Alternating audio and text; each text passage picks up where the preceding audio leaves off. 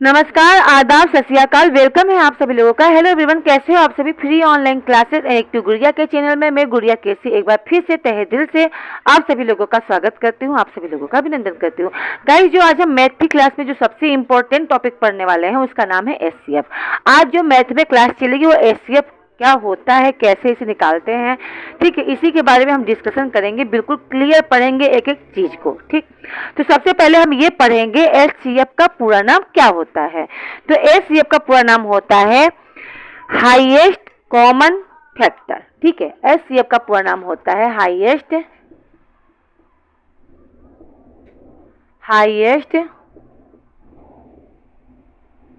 Common factor, ठीक है। इसे हिंदी में महत्तम समापवर्तक भी कहते हैं। क्या कहते हैं? महत्तम समापवर्तक। एचसीएफ कैसे निकलता है आपके देखोगे क्वेश्चन में। मैं बिल्कुल स्टार्टिंग से पढ़ाऊंगी, बिल्कुल हल्का हल्का लेके चलूंगी पहले, फिर उसे आगे चल के मैं हार्ड कर दूंगी, डोंट वरी। एचसीएफ की बात की जाए तो बहुत सारे एचसीएफ आपको देंगे। पहले मैं आपको बिल्कुल नन्हा नन्हा यानी छोटे छोटे एचसीएफ करवाऊंगी, ठीक है। जैसे कि आपके सामने क्वेश्चन दे देगा, जस्ट 1 मिनट। जैसे आपके सामने दे देगा find the HCF of following by the common factor. Common factor के द्वारा एचसीएफ निकालिए, ठीक है। जैसे आपको दे दिया पहला क्वेश्चन 16 का ओवर 28 का, इन दोनों का एचसीएफ क्या होगा, ठीक है। किसका? 16 और 18 का। चलो किसका किसका पूछा है? 16 और 18 यानी 16 और 28 का। सबसे पहले एचसीएफ निकालो 16 का। एक बात याद रखना, जिस नंबर के लास्ट में 0, 2, 4, 6 और 8 आता है उसे आप 2 से ही डिवाइड करना। जिस नंबर के लास्ट में 0, 2, 4, 6 और 8 आएगा वो 2 से ही डिवाइड होगा। जैसे 16 में आप ध्यान से देखने की कोशिश करोगे तो लास्ट का नंबर 6 है ना, तो यानी ये 2 से डिवाइड हो जाएगा, ठीक है। और 2 से डिवाइड करते हैं, 2 का टेबल पढ़ो कि 16 आ जाए। आता है? हाँ जी आता है। कितने बार में? 8 बार में। क्लियर है? क्या 2 के टेबल में 8 आता है? आता है। कितनी बार में? 4 बार में, ठीक है। यानी यहाँ पे वो लिखेंगे, क्या कहते हैं, क्वाइंटेंट, रिमाइंडर नहीं लिखेंगे, जितनी बार भागफल जाता है उसे लिखेंगे। अब क्या 2 के टेबल में 4 आता है? हाँ आता है। कितनी बार में आता है? 2 आता है। 2 के टेबल में क्या 2 आता है? हाँ आता है। कितनी बार में? 1 बार में। तो यहीं पे स्टॉप कर देंगे। इसे तब तक डिवाइड करेंगे जब तक 1 ना आ जाए। तो आपका 16 का जो कॉमन फैक्टर निकला वो आपका है क्या है? 2, 2, 2, 2 यानी 4 बार मल्टीप्लाई करोगे।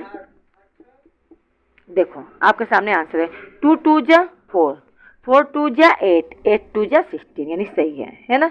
आगे चलते हैं। अब किसका निकालना है? 28 का। आप ध्यान से देखने की कोशिश करो, लास्ट का नंबर क्या है? 8 यानी किससे जाएगा? 2 से। जब पढ़ो 2 का टेबल। 2 के टेबल में क्या 24 आता है? देखो 24 कैसे आएगा?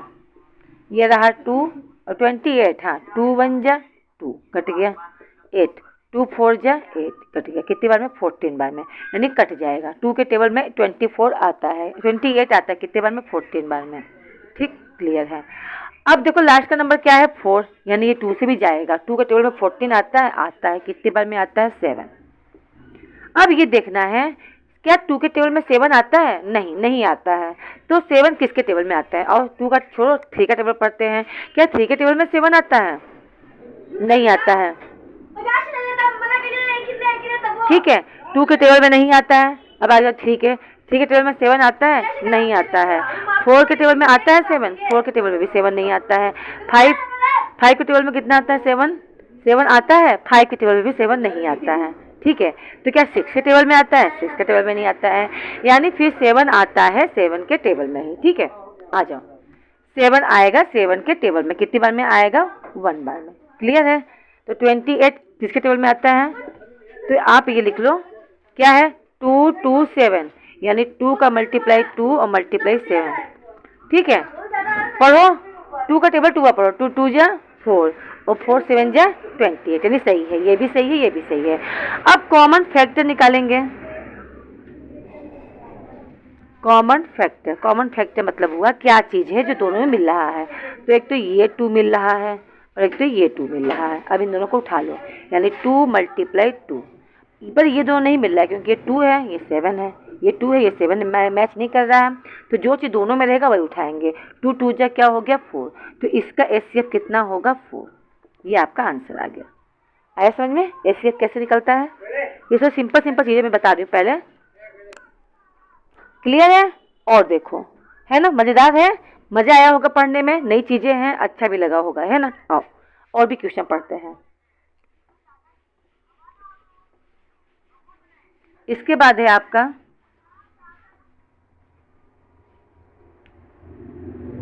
क्वेश्चन नंबर बी, 16 और 32। ठीक है, और निकालते हैं 16 का। लास्ट का नंबर 6 है, क्या 2 से जाएगा? बिल्कुल, 2 के टेबल में 16 आता है, कितने बार में? 8 बार में। क्या 8 आता है 2 के टेबल में? आता है, कितने बार में? 4 बार में। क्या 2 के टेबल में 4 आता है? आता है 2 बार में, और 2 आता है 1 बार में। ये कहानी खत्म हो गई। ठीक, आगे चलते हैं। ये चीज़ आ गया, यानी 16 का आ गया आपका 2 × 2 × 2 × 2। क्लियर है? आगे देखो, अब बढ़ते हैं 32 की तरफ। लास्ट का नंबर क्या है? 2 है, यानी ये 2 से जाएगा। कैसे? जब भाग दो 2 से 32 आ जाए, आएगा? आपको कोई नहीं आएगा। देखो दिखाती हूँ कैसे आता है। अब 2 का टेबल पढ़ोगे 3 आ जाए, 2 का टेबल में 3 आता है, तो 2 1 जा 2, 3 में से 2 जाएगा 1, क्या बचेगा यहाँ 2। अब 2 का टेबल पढ़ोगे 12 आ जाए, 2 6 जा 12, कितने बार में आया? 16, यानी 16 दूना 32 आ गया। कितने बार में कटेगा ये? 16 बार में, यानी 16 बार में 2 के टेबल में। क्या 2 के टेबल में 16 आता है? आता है, कितनी बार में? 8 बार में। क्या 2 के टेबल में 8 आता है? 4 बार में। क्या 2 के टेबल में 4 आता है? 2 बार में। और 2 के टेबल में 2 आता है 1 बार में। ठीक है, आ जाओ 32 का लिखते हैं। यहाँ हो जाएगा 2 × 2 × 2 × 2 × 2। अब क्या चीज़ है जो दोनों में है? ये भी है, ये भी है, ये भी है, और ये भी है, यानी आपका कॉमन फैक्टर जो हो जाएगा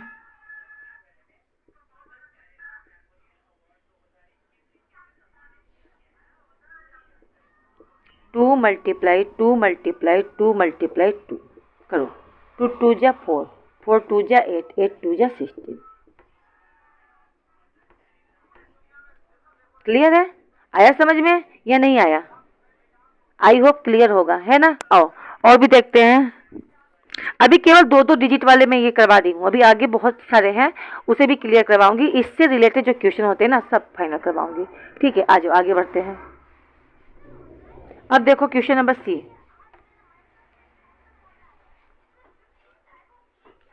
क्वेश्चन नंबर सी देखो, सी है 22 और 12।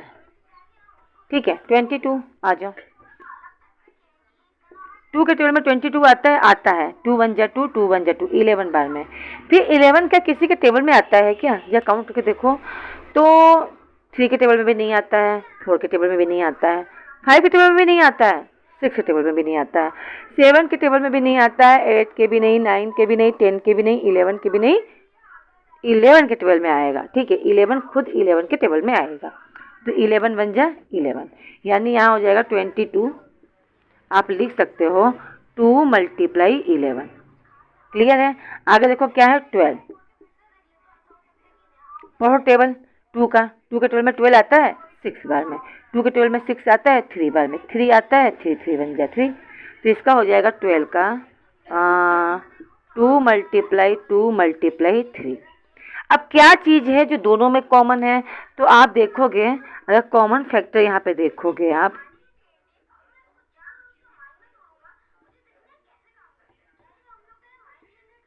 तो यहाँ 2 ही है जो दोनों में पाया जा रहा है, तो इसका आंसर हो जाएगा 2। क्लियर है? क्लियर है ना? चलो आगे बढ़ते हैं। क्लियर है? आ जाओ और भी देखते हैं। और देखो क्वेश्चन, ये सी हो गया। अब डी की तरफ चलते हैं।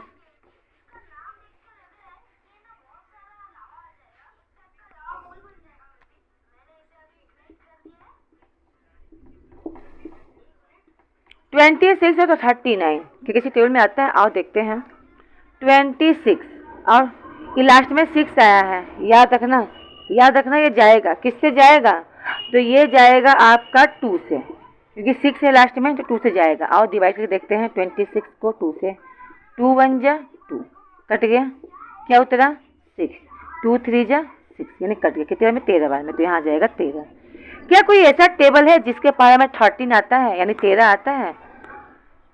आप टेबल काउंट करके देखो ना, 2 के टेबल में आएगा ना 3 के, ना 4 के, ना 5 के, ना 6 के, तो ये टेबल किसके आएगा? तो 13 एक विषम संख्या यानी ओड नंबर है, ठीक है, तो ये खुद के टेबल में आएगा, 13 आएगा 13 के टेबल में, 13 1 जा 13।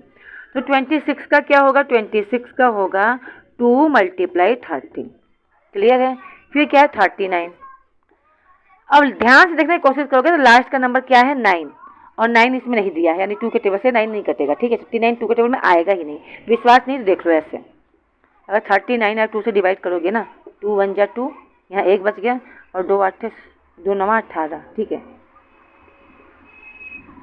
1 बच गया, तो ये रिमाइंडर बच गया, रिमाइंडर नहीं बचना चाहिए ना, तो ये गलत है, ये 2 के टेबल से नहीं जाएगा, तो किसके टेबल से जाएगा?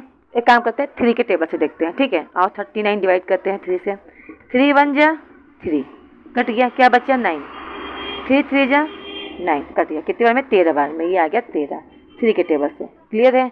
अब 13 किसके पारा में आता है? 13, तो 13 विषम संख्या है, तो 13 13 के टेबल में आएगा 1 बार में, तो यहाँ हो जाएगा 39 का 3 × 13। अब निकालेंगे कॉमन फैक्टर।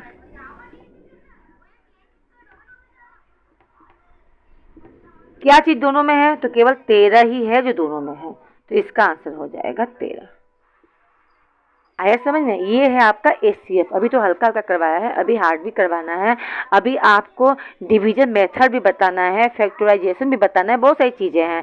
तो आई होप इतना चीज़ क्लियर हो गया होगा। भाई कोई नया बच्चा है जिसे एचसीएफ नहीं समझ में आता है, देखो बच्चों इसी तरीके से सॉल्व करेंगे। इस वीडियो को नहीं समझ में आ रहा है तो एक बार 2 बार देखोगे, चीज़ें क्लियर हो जाएंगी। आपके घर में नन्हे मुन्ने कलाकार हैं, छोटे बच्चे हैं जो क्लास 3 में पढ़ते हैं, क्लास 4 में पढ़ते हैं, क्लास 4 से तो क्लास 3 और 4 से ही ऐसे भी स्टार्ट हो जाता है, तो आप उन्हें ये क्लास दिखाना, उन्हें जरूर समझ में आएगा।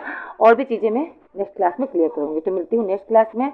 आई होप क्लास पसंद आया होगा। लाइक करना, शेयर करना, चैनल पर पहली बार तो सब्सक्राइब करना, और वीडियो को उन सभी बच्चों के पास भेज देना जो बच्चे छोटे बच्चे हैं जो पढ़ते हैं, ठीक है, क्योंकि स्टार्टिंग बिल्कुल सिंपल से किया है मैंने, ठीक है।